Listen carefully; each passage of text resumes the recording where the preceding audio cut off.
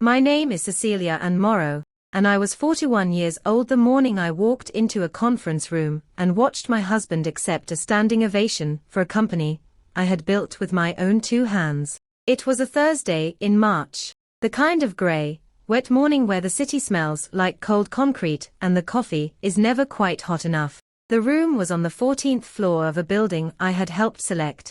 The chairs around the table were the ones I'd ordered. The presentation on the screen behind my husband's head was a deck I had written at a kitchen table at 2 in the morning while he slept. 40 people applauded. He smiled the smile he'd been practicing his whole life. He didn't look at me once. I sat in the back row with my legal pad and my pen, and I watched it happen. I did not clap. I did not cry.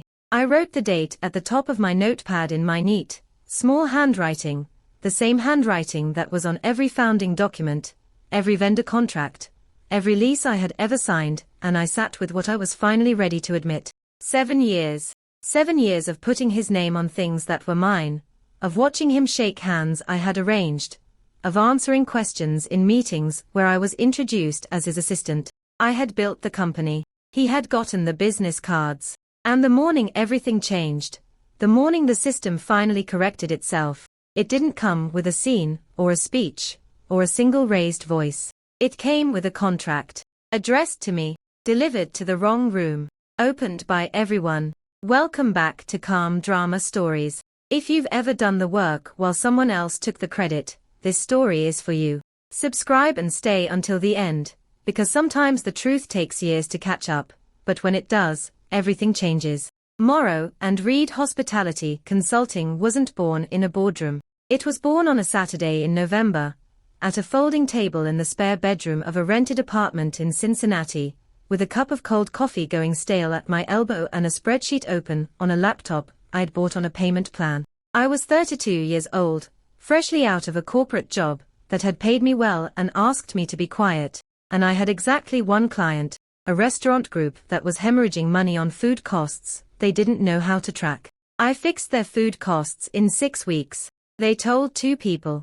Those 2 people told 2 more. By spring, I had 4 clients and no time to sleep. That is how the company started. Not with capital and not with a pitch deck, and not with a vision statement framed on an office wall. It started with a woman who was very good at seeing exactly where money was going and building systems that stopped the bleeding.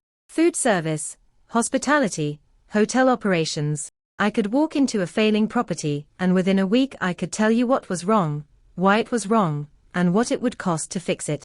I had done it at the corporate level for 9 years before I went out on my own. I understood supply chains, vendor contracts, labor compliance, and the particular kind of exhaustion that sets into a restaurant that's been cutting corners, so long the corners have disappeared. The company was an LLC from the start. My name on the operating agreement, my savings in the capital account, my handwriting on the initial client contracts, my initials, CAM, on the original business cards, a stack of which I still have in a showbox somewhere, slightly curved from the rubber band that held them.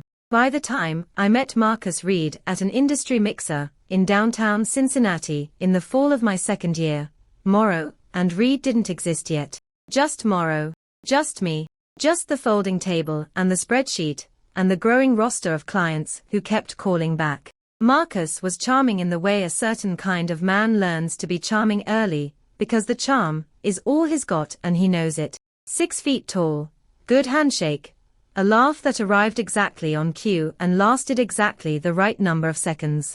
He'd worked in hotel management for 8 years, which sounds like a resume, until you learn that 3 of those years were at a single mid-tier property, where he was operations manager, until the ownership group was restructured and the position was eliminated. He wasn't bad at the work. I want to be fair about that. Marcus understood hospitality from the floor up, the rhythms of a busy hotel lobby, the way a front desk team moves, the way guest experience goes wrong at the small pressure points no executive ever notices. He was good with people the way I was good with numbers, and I mistook that for symmetry. We dated for 8 months. We married in May. I was 34. He was 36. 3 weeks after the wedding, he asked me about joining the company. I remember the conversation clearly because I was making dinner when he brought it up. Pasta. The kind that takes 20 minutes when everything else on your plate needs 60. And he stood in the kitchen doorway with his arms crossed and said it the way he said everything, leaning slightly left, a small smile that was designed to look like he wasn't sure whether he was asking. You're growing faster than one person can handle, he said. You need someone you trust. He wasn't wrong about the first part. The company was growing. I had 6 clients and 3 proposals out and an inbox.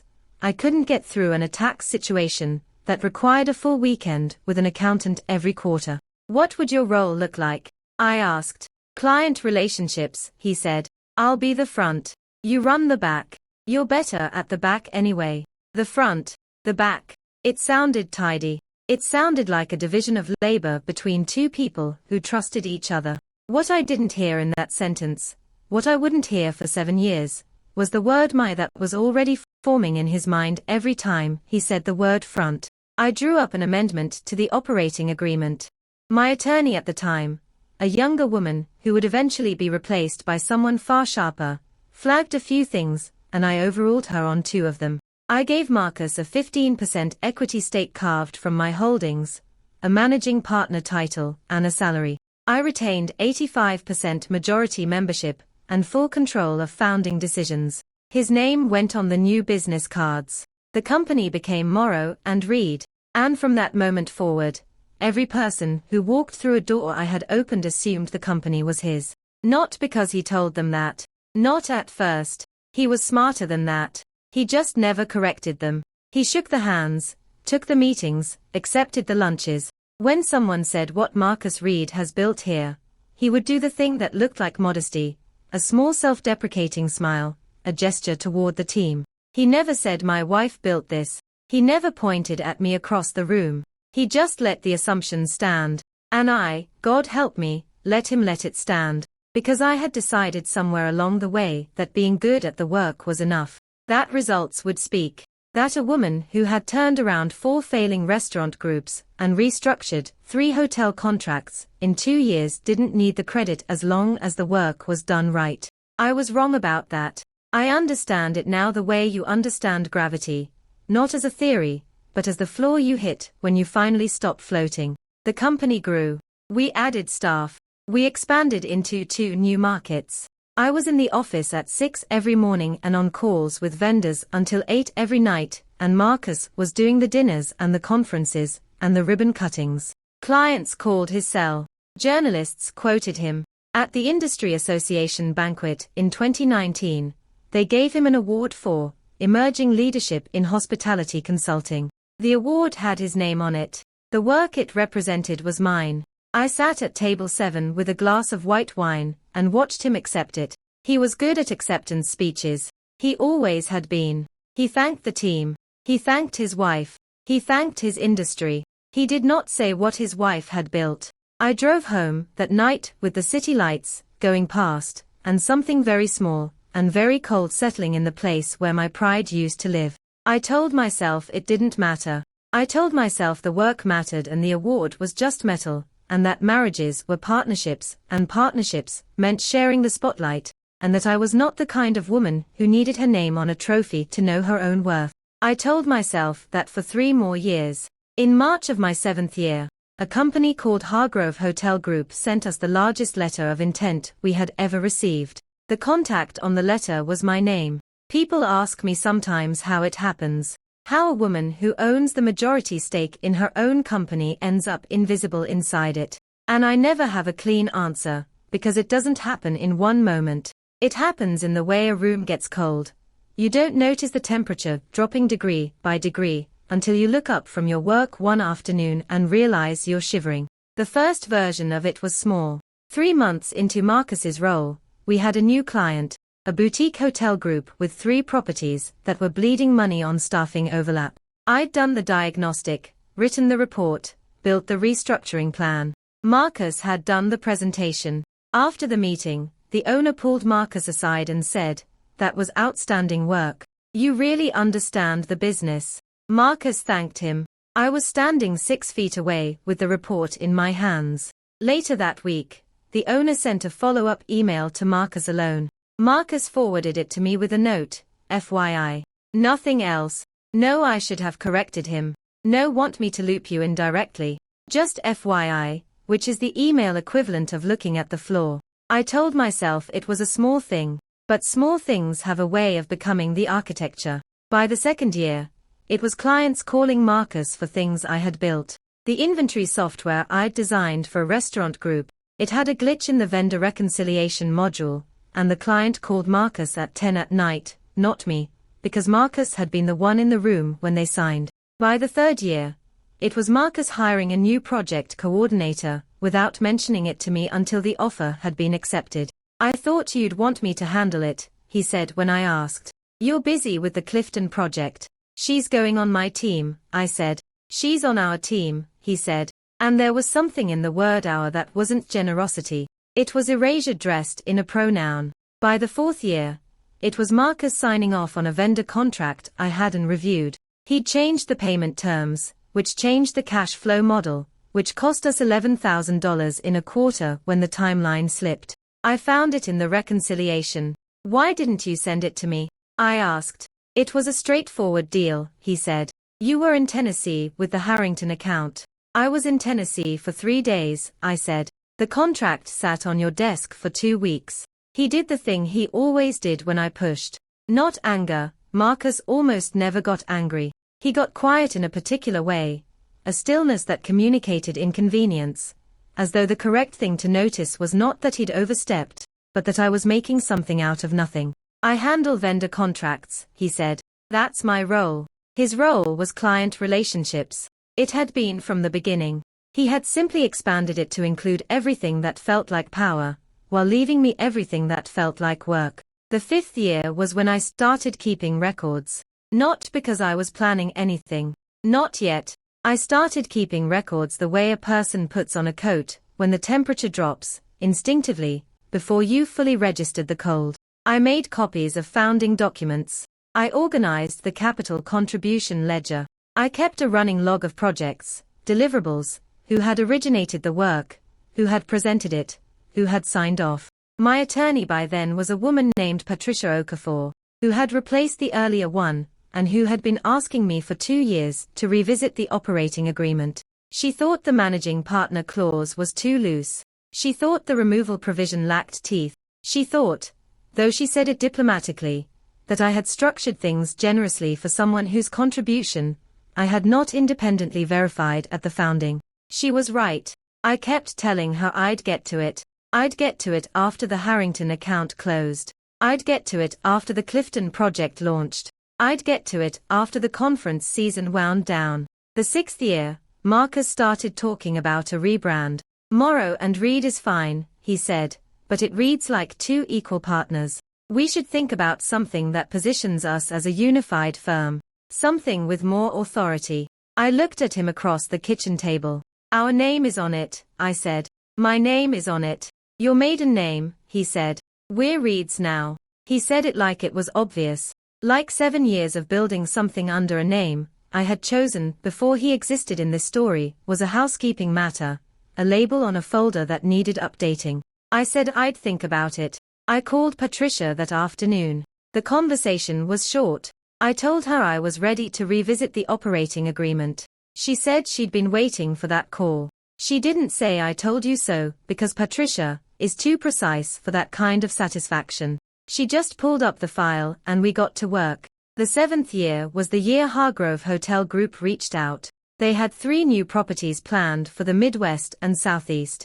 They wanted a hospitality consulting partner with regional expertise and a track record in boutique hotel operations. They had gotten our name from the Clifton Group, which I had restructured in year 4. The Clifton account manager had given them a name.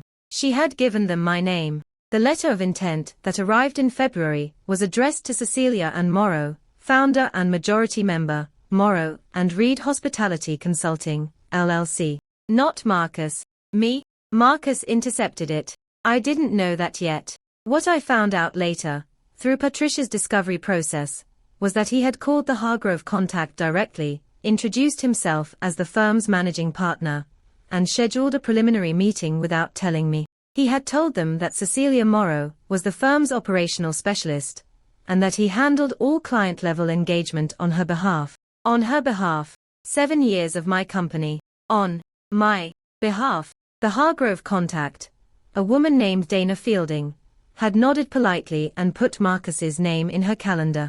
But she had kept the original letter. She had not thrown away the name it was addressed to. That detail was going to matter in a conference room on the 14th floor of a building I had helped select, on a grey Thursday in March, while 40 people clapped for a man who had built nothing.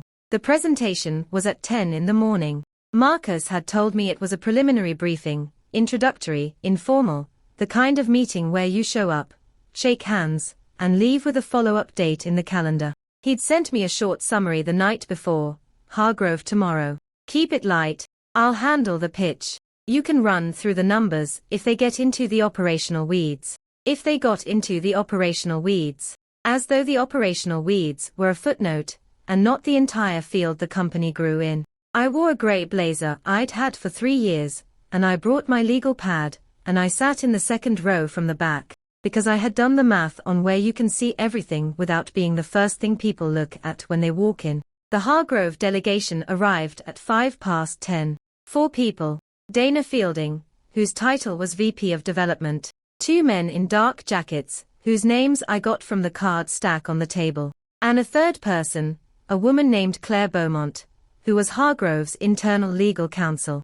I noticed Claire Beaumont immediately. The way you notice the person in any room, who is actually reading the walls instead of performing for them. Marcus opened the presentation. He was excellent at openings. He stood at the front of the room with the ease of a man who had been performing confidence his whole life, and he launched into the firm's history. What he said in those first 3 minutes was not precisely false. It was precisely arranged. Every true thing was positioned to suggest something that wasn't true.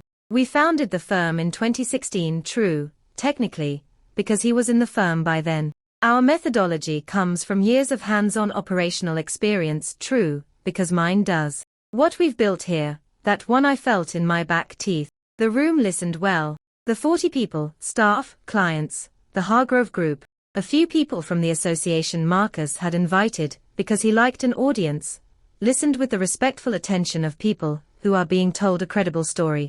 I wrote the date at the top of my legal pad. I did not clap. The presentation was 30 minutes. Marcus went through our client list, our success metrics, our regional footprint. Every slide had been built by our project coordinator Sarah, based on templates I had designed 2 years earlier, drawing from data I had collected and organized. Marcus pointed at the slides with a laser pointer. He clicked with the natural authority of a man who had practiced looking at home in rooms he hadn't built. When he got to the Hargrove section, the pages I had specifically built for this group, the revenue modeling, the market analysis, the operational framework, he paused. This section, he said, is the heart of what we do, the deep operational methodology that makes our work different. He turned to the room. He smiled. I'm proud of what we've put together here. I looked at Dana Fielding. She was writing something on a notepad. I couldn't see what it was, but she was writing it quickly, and she wasn't looking at Marcus while she wrote. She was looking at the slide with my initials in the bottom right corner of the source document field, the small, automatic watermark that our presentation software added when it exported files. CAM, original document, 3 letters, the size of a thumbnail, in the lower right of every slide. She was looking at the initials. When the applause started, Marcus bowed his head a little, the way men do who have learned that bowing your head looks like humility, and no one checks to see if that's what it actually is.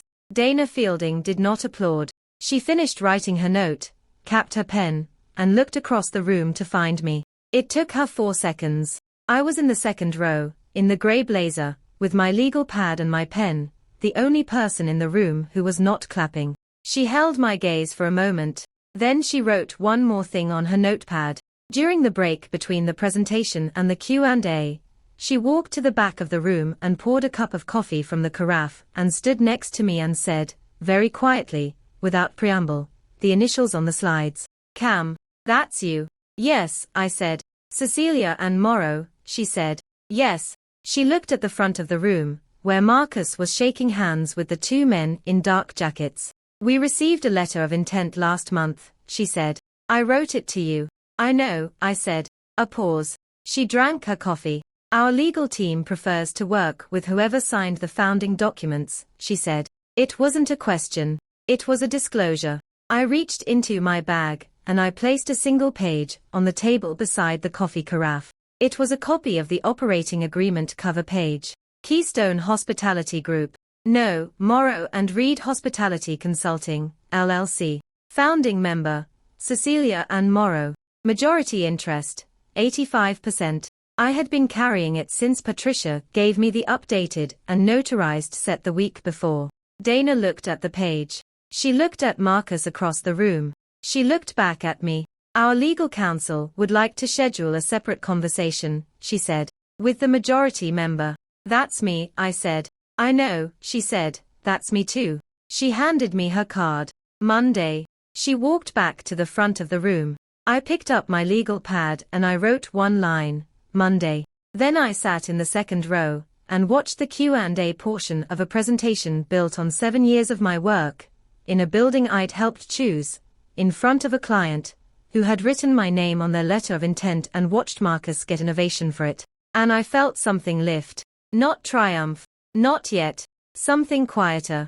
The specific, held breath feeling of a structure that is about to correct itself. The way a building settles when you repair the foundation. The way a room comes to level when the floor beneath it is finally square. Everything was in place. Not because I had engineered it that way, though I would have been capable of that, but because Dana Fielding had noticed 3 initials on a slide and had been too precise to pretend she hadn't. Some things find their way to the truth without any help. I had just needed to stop standing in the way. Okafor's office was on the 8th floor of a building 2 blocks from ours. She had been my attorney for 4 years, and in that time, she had done what good attorneys do, which is to see the shape of a problem before the person who owns it is ready to admit the shape exists. She had flagged the managing partner clause in year 2 and revisited it quietly in year 4, and had in year 6 drafted, without my asking, a revised operating agreement and a managing partner removal notice and placed both in a folder labeled "When You're Ready,"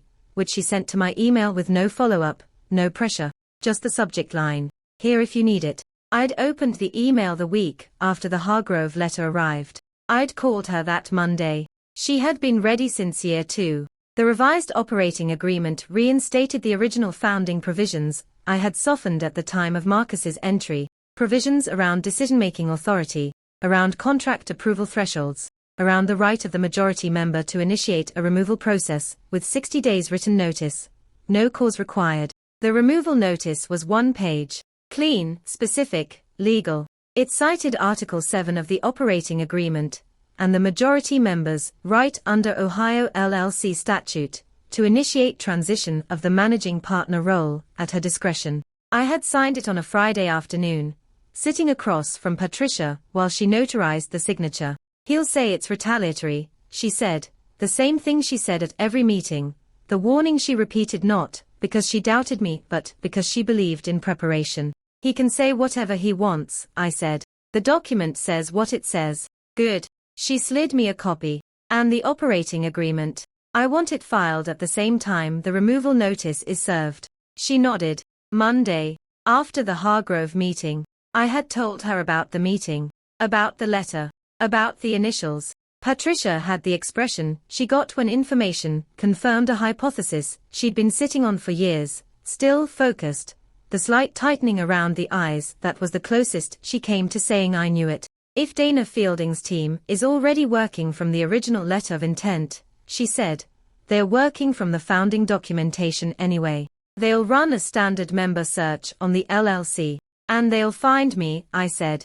"They'll find you," she said. "The question is whether Marcus tries to intercept that conversation before it happens." He would try. We spent the rest of that Friday afternoon preparing for the ways he would try.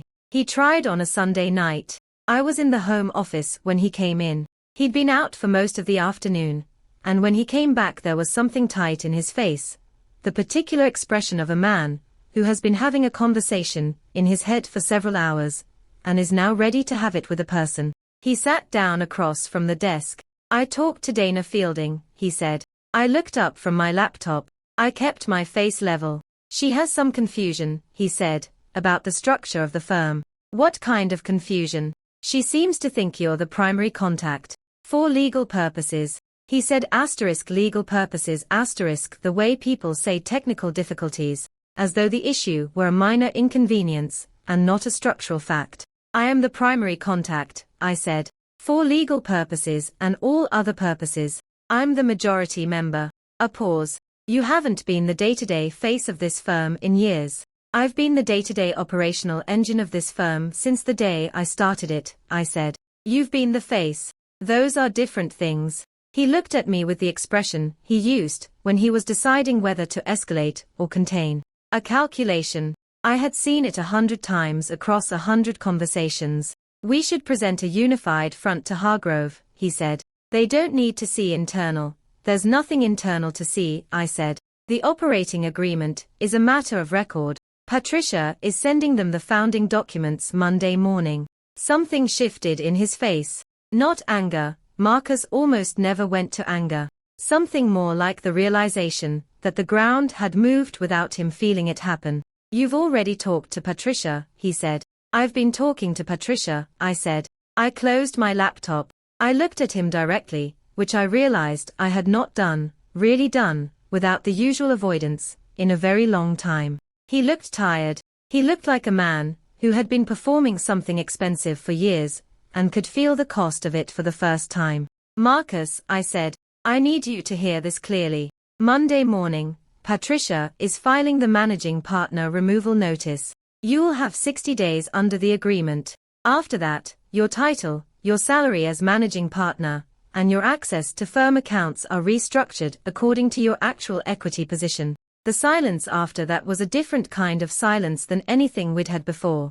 Not the inconvenienced silence he deployed when he thought I was making too much of something. A real silence. The kind that means the person across from you has finally understood that you are not asking. You're serious, he said. I'm always serious, I said. That's the thing you should have known by now. He left the room. I heard him on his phone in the kitchen, the low urgent murmur of a man calling someone he trusted more than he trusted me. His brother, I assumed. Or the attorney he'd spoken to once a few years ago about something else. I sat in my office with the laptop open and the folder from Patricia on the desk beside me. 7 years of company history in one folder. 7 years of CAM in the bottom corner of every slide, every document, every proposal. 7 years of she's the operational one, and let me handle the client side, and it's just a rebrand and on her behalf. I was done being on my own behalf. I opened the revised operating agreement to Article 7 and read it again.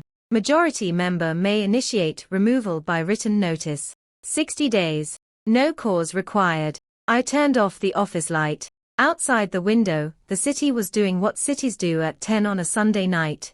Glowing, moving, indifferent to the rooms inside buildings where things were quietly, permanently changing. Monday arrived the way I had prepared for it. I was in the office at 7. Patricia's office had confirmed the filing at 7:30. By 8, the managing partner removal notice had been formally served to Marcus by email, return receipt, as required by the agreement. His red receipt came back at 8:12, which told me he was already in the building. He did not come to my office. He did not reply to the email. Sarah, our project coordinator, sent me a meeting request at 8:45 from Marcus's calendar for 10 o'clock. Team alignment on client strategy. No agenda. No other attendees. Just me and him and a meeting title that was going to require some explaining. I accepted the meeting request. At 9:15, the Hargrove package arrived. Not an email. A physical package, delivered by courier to the firm's front reception, addressed, as Dana Fielding had said it would be, to Cecelia and Morrow, majority member, Morrow and Reed Hospitality Consulting, LLC. Our receptionist brought it back to my office. She was 24 and good at her job, which included not showing surprise about things that happened in professional settings. But she paused in the doorway for just a moment. There's a package from Hargrove Hotel Group, she said. It came addressed to you. Specifically, your name was underlined. Dana Fielding had underlined my name on the courier form. I thanked her and took the package. Inside was the formal contract. 12 pages, tabbed, with a cover letter from Hargrove's legal counsel, Claire Beaumont, whose name I recognized from the conference room. The letter was direct. Hargrove Hotel Group was pleased to move forward with Morrow and Reed Hospitality Consulting under the terms discussed. All contractual obligations and communications would be directed to the majority member of record. My name appeared on 16 of the 12 pages. The salutation, Dear Ms. Morrow. The signatory line, Cecelia and Morrow, majority member. The project lead designation, CAM, originating partner. They had also included a separate note, a small handwritten card from Dana Fielding. The initials were a small thing, but small things matter when you know how to look. Congratulations, Ms. Morrow. We look forward to working with you. I set the card on my desk. At 10 o'clock, I walked into the conference room for the team alignment meeting. Marcus was there. So was Sarah. So were 3 other staff members, which told me Marcus had expanded the invite list between 8:45 and 10, hoping that a larger audience would make the conversation more manageable, more performance, less confrontation. What he had not anticipated was that I would bring the Hargrove package. I set it on the table when I sat down. Marcus looked at it. He looked at me. He looked at the Hargrove logo on the outside of the package, with the expression of a man reading a warning he had been hoping wasn't real. Cecelia, he said, using my full name, which he did when he was either very angry or trying very hard to sound calm. I'd like to address the email from Patricia's office first. The Hargrove contract arrived this morning, I said. I'd like to address that first. I opened the package and placed the cover letter on the table. 12 pages, face up, with my name underlined in the courier note still visible on the outer packaging. The room shifted. Sarah, who was careful and observant and had been with the firm for 4 years, read the cover letter upside down from her seat across the table, the way competent people read documents in meetings, quietly, completely, without appearing to do so. I watched her understand it. 2 of the other staff members exchanged a look that was too brief to interpret, but too visible to miss. Marcus placed his hand on the contract. This came to you, he said. Yes, I said, because it's addressed to me. I've been the Hargrove contact. You introduced yourself to them without telling me, I said. Dana Fielding told me that at the presentation on Thursday. She also told me their legal counsel preferred to work with whoever signed the founding documents. That's me. I represent this firm. You represent 15% of this firm, I said. I represent 85. That's in the operating agreement we both signed. The room was very quiet. I am not a person who raises her voice. I have worked in kitchens, metaphorically, where the loudest person in the room is always the least reliable, and I learned early that volume is what you use when precision isn't available to you. I had precision. I didn't need volume. The removal notice, I said, was filed at 7:30 this morning. Your 60 days begin today. During that period, you retain your title and your salary. Your account access will be read-only, effective immediately, per Article 7, Section C. All client communications are to be routed through me or copied to me, including anything related to Hargrove. Marcus had the look on his face I had last seen when he got his red receipt and understood the email wasn't a threat, but a document. A different kind of understanding than the one I'd watched him fake for 7 years. You're doing this now, he said, in front of the team. I'm doing it now, I said, because the Hargrove contract is on this table and the team deserves to know who's running the account. He looked around the room, at Sarah, who was looking at the contract, at the other staff members, who were looking at their hands or the table or the door, anywhere except at Marcus's face. He looked back at me. I built this client relationship, he said. You attended one meeting, I said. I built the pitch, the model, the framework, and every slide in the presentation. My initials are in the source file.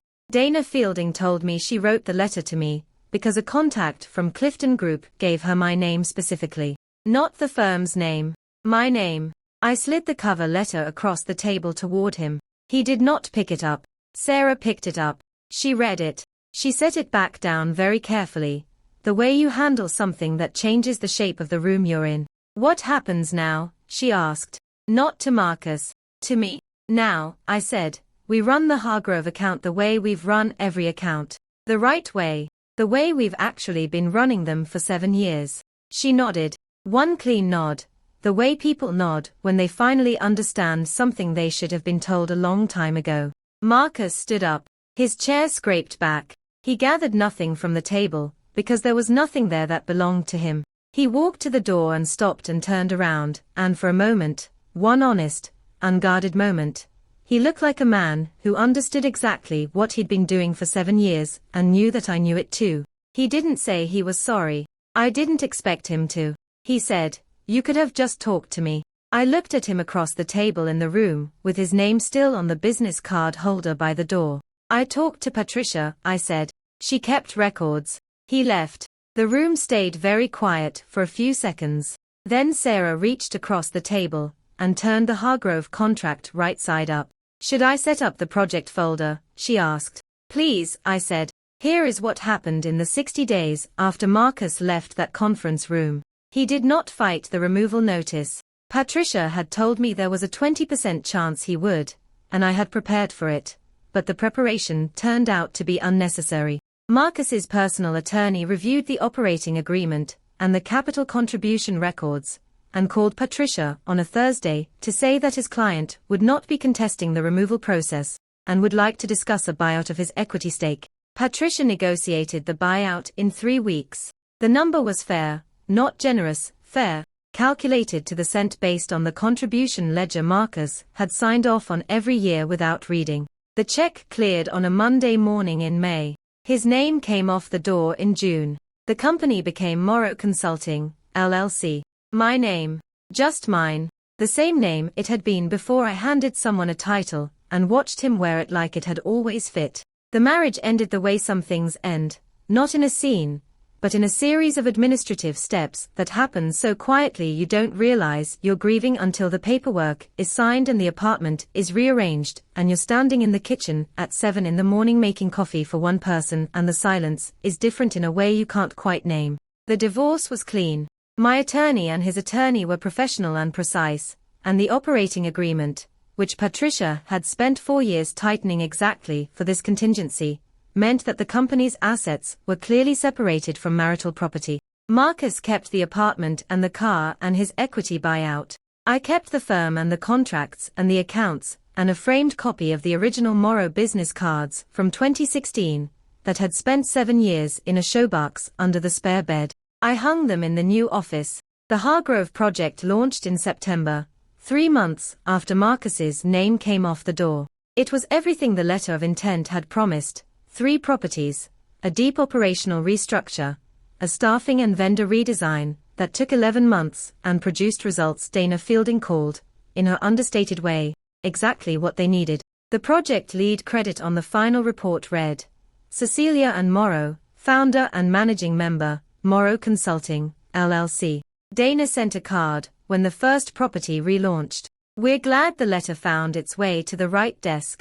I keep it next to the business cards. Here is what I want to tell you about the 7 years. I carried them the way some people carry things, not heroically, not with intention, but with the particular stubbornness of a person who has decided that the work is the thing and that the work will eventually be enough. I was wrong about that second part. The work is never just enough. The work needs the name attached to it, or the name migrates to whoever is standing closest. I don't tell you this as a victim.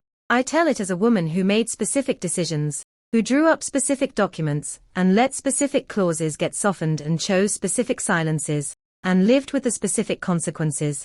Every step was mine, including the step where I finally called Patricia and said I was ready. The morning after the conference room, I sat at my desk very early with a cup of coffee and the Hargrove contract and a legal pad, and I thought about what the company had always been. Not Morrow and Reed. Not someone's name and someone else's name hyphenated together into the appearance of a partnership. It had always been the folding table in the spare bedroom and the spreadsheet on the payment plan laptop, and the first client who called back and the woman who had seen exactly where the money was going and built a system to stop the bleeding. It had always been mine. I should have said that louder, earlier, more often, but I'll tell you what I've learned about saying things out loud. It only takes once, if the room is quiet enough and the document is real enough and the name at the bottom of the contract is the right one. The Hargrove contract had my name on 16 pages. That was enough for one morning. The office now is on the 9th floor of a building I helped select, this time, intentionally, for reasons that matter to me, not because it photographed well for a pitch deck. There are 8 staff members and 3 ongoing projects, and a 4th in development. My name is on the wall by the door. Not a sign. A small thing, a piece of brushed steel with engraved letters. The kind that says the same thing whether or not anyone is looking. I kept the folding table. It's in the back room where we do the late night work. The kind that doesn't photograph well. The kind that makes everything else possible. No one has ever asked what it's doing there. People who build things understand what a folding table means. On the side of it, in black permanent marker that has faded but not disappeared, are my initials. Cam. They were always there. I just got busy building and forgot to tell people to look. That's Cecelia's story. 7 years of work, 1 contract, and the truth finally had the right name on it. If you've ever built something while someone else took the credit, comment, I built it below. And subscribe for more stories where the quietest person in the room gets